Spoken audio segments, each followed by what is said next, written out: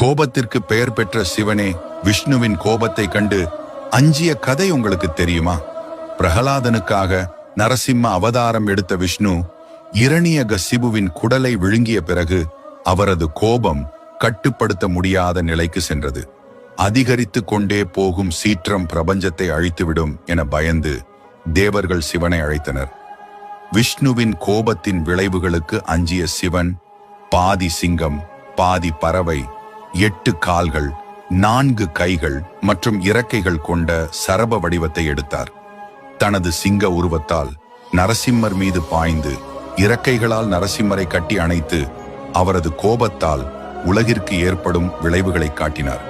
அதை கண்ட விஷ்ணு தனது தெய்வீக வடிவத்திற்கு திரும்பினார். கும்பகோணத்தில் உள்ள சரபேஸ்வரர் கோயிலில் நீங்கள் இதை நேரில் காணலாம்.